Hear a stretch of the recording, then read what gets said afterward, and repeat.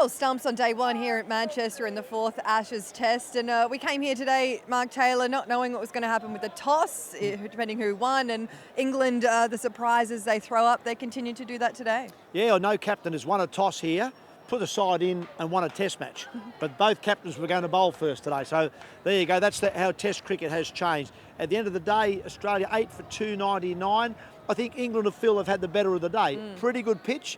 I think there's a little bit in it for the bowlers. Chris Wokes was excellent today, just did enough with it, and Stuart Broad, 600 test match wickets for him. So they are certainly the two highlights. From an Australian point of view, I reckon they'll feel it's one that got away. They all got starts, but no one could make that big score to wrap their hands around these Ashes. Well, as soon as England sent Australia into bat, it was all about David Warner and what he might do after the selection, questions that were over him.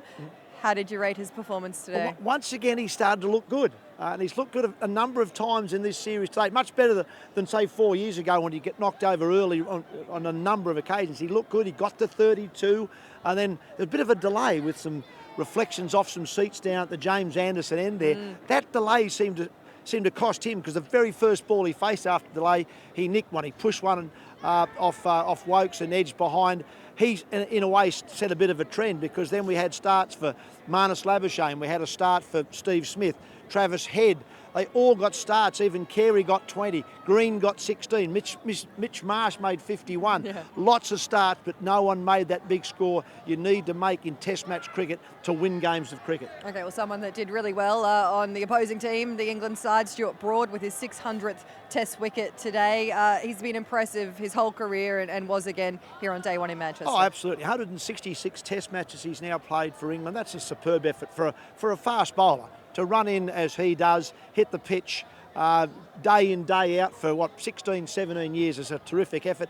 He's deserved his 600th and he seems to love doing it against Australia. His best bowling, I think, is 8 for 15 at Trent Bridge way back in 2015. He loves the competition, he loves the Ashes, and that's what keeps him coming back, and the reason he's got 600 Test match wickets. We got to a 5 p.m. local time here, so we're an hour and a half left to play, and we thought, maybe we'll lose some quick wickets late on day one, but it was Carey and Mitchell Starc who really sort of dug in just to eat up that time here today. Yeah, and once again, though, Carey falls with an over to go in the day's play, and it probably summed up Australia's day almost. It said everyone really dug in. They were absolutely trying their best, as you would expect in this Test match, but just couldn't ice the cake, couldn't finish off a start and turn it into a score. So tomorrow we've got another cracking day ahead. Australia got 300 runs on the board, or 299.